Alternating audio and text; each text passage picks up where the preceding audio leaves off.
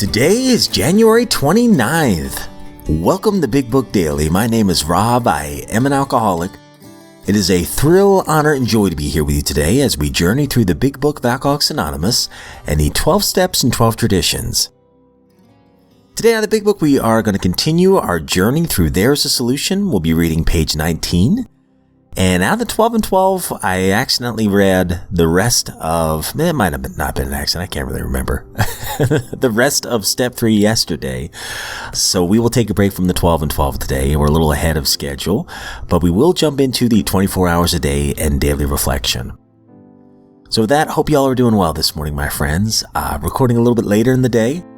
Got a big old smile on my face because I have a cup of black coffee in my Han Solo mug. There you go for you Star Wars fans out there. And I got a belly full of sweet potato pie. So, man, life is really good today. But anyway, let's go ahead and get to the good stuff.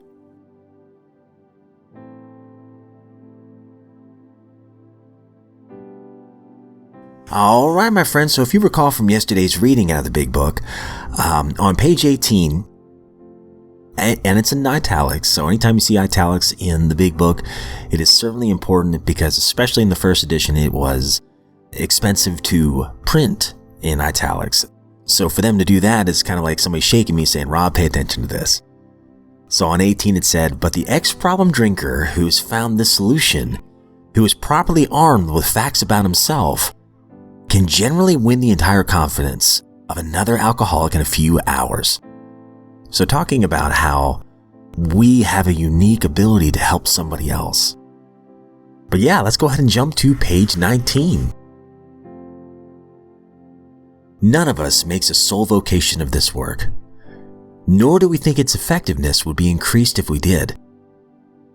We feel that elimination of our drinking is but a beginning. A much more important demonstration of our principles lies before us in our respective homes, occupations, and affairs. All of us spend much of our spare time in the sort of effort which we are going to describe. A few are fortunate enough to be so situated that they can give nearly all their time to the work. If we keep on the way we were going, there's little doubt that much good will result. But the surface of the problem would hardly be scratched. Those of us who live in large cities are overcome by the reflection that close by, hundreds are dropping into oblivion every day. Many could recover if they had the opportunity that we have enjoyed. How then shall we present that which has been so freely given us? We have concluded to publish an anonymous volume setting forth the problem as we see it. We shall bring to the task our combined experience and knowledge. This should suggest a useful program for anyone concerned with a drinking problem. Of necessity, there will have to be no discussion of matters medical, psychiatric, social, and religious. We are aware that these matters are, from their very nature, controversial.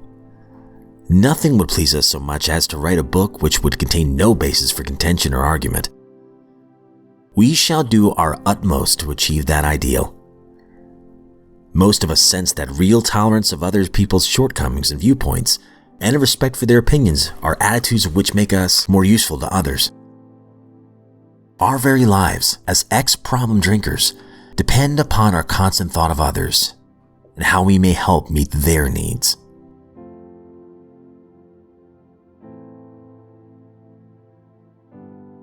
"24 hours a day, January 29th.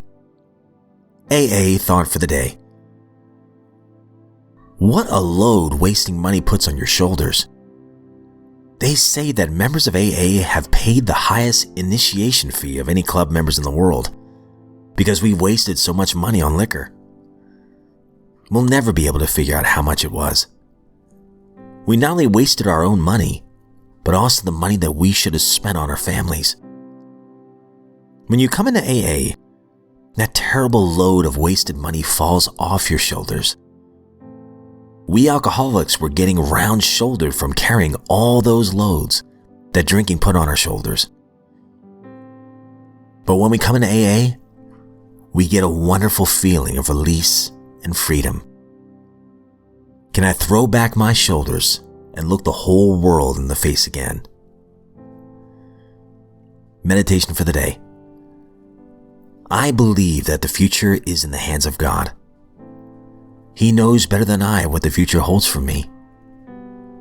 I'm not at the mercy of fate or buffeted about by life. I'm being led in a very definite way as I try to rebuild my life. I am the builder, but God is the architect. It is mine to build as best I can under His guidance. Prayer for the day. I pray that I may depend on God, since He has planned my life. I pray that I may live my life as I believe God wants me to live it.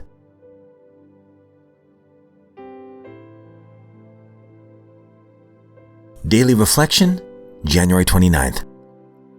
The joy of sharing. Life will take on a new meaning. To watch people recover, to see them help others, to watch loneliness vanish, to see a fellowship grow up about you, to have a host of friends. This is an experience you must not miss. We know that you will not want to miss it. Frequent contact with newcomers and with each other is the bright spot of our lives. Alcoholics Anonymous, page 89. To know that each newcomer with whom I share has the opportunity to experience the relief that I have found in this fellowship fills me with joy and gratitude. I feel that all the things described in AA will come to pass for them, as they have for me, if they seize the opportunity and embrace the program fully.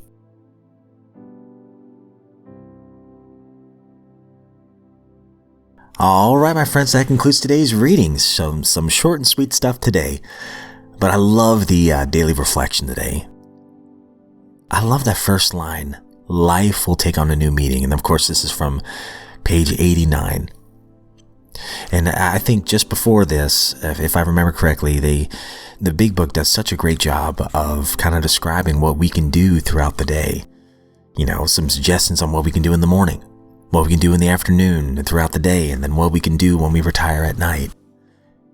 When I practice these things, one day at a time, life, at least for me, does take on a new meaning. I don't seem as fearful. I don't seem as shameful and resentful toward myself once I've made those amends and I realize that I got to get right back on it so I can help my fellow man. I love the next line. To watch people recover, to see them help others, to watch loneliness vanish, to see a fellowship grow up about you, to have a host of friends. The best kind of friends. Friends I never thought I'd have that know the good, the bad, and the ugly about me and still continue to choose to call me their friend. I don't know what that says about them. But the next line, this is an experience you must not miss. Man, when I see folks come into the fellowships and they stick around and you see the light kind of return back in their eyes, and I mean, to just rewind a little bit, when you see somebody walk in and they still have the shakes, they can't even hold their cup of coffee. I've seen that happen before, where they dropped in front of the fellowship, and it's so cool because we all rush to help them clean it up. But anyway, when they're talking about their guilt and their shame and their remorse, and then they keep coming back, and maybe they start working some of these suggestions with a trusted friend, and you see the light return to their eyes. I'm reminded of a friend a couple weeks ago, talked about when he got out of rehab. He got to see his son for the first time in a while. And his son said to him, and I'm assuming he was probably maybe my son's age, 8 or 9 years old, runs up to him and says, "I finally have a papa I can love again." And just for the guy to share that part of the story, you could see the tears rushing to his eyes. That's what sobriety can do. And I just watched it unfold. It was a miracle right in front of me. But I know for me, I can't rest on my laurels. I've tried, believe me, I've tried. I can't. I have to work it every single day, because if I don't, that selfishness and that self-centered part of me, it can manifest itself again. Whether it's in alcohol or food or lust or greed or laziness, sloth, any one of the 7 deadly sins, buddy. All I have really today is a daily reprieve contingent upon the maintenance of my spiritual condition. In other words, all I have is today. And I want to work the steps. I want to right my wrongs. I want to go to a fellowship where I see other miracles and it bolsters my faith. Where I can make real friends. This is an experience that I must not miss today. So that, my friends, I hope you all have a great one. Please know, as always, I don't speak on behalf of AA, NA, Al-Anon, or any other sect or denomination. I'm just a guy, just a friend in this lifeboat of recovery, really honored to be here. If you are sober today, I hope you know, my friend, that you're a miracle. And those who love you are very proud of you. And if you're not, I hope you know that you're worthy of recovery. And there is light at the end of this tunnel, I promise you, if you'll take that first step toward change today. And you don't have to do it alone. We can go arm in arm in this program. It's pretty awesome. But with that, my friends, if we were given another set of 24 hours, I sincerely look forward to seeing you right back here tomorrow.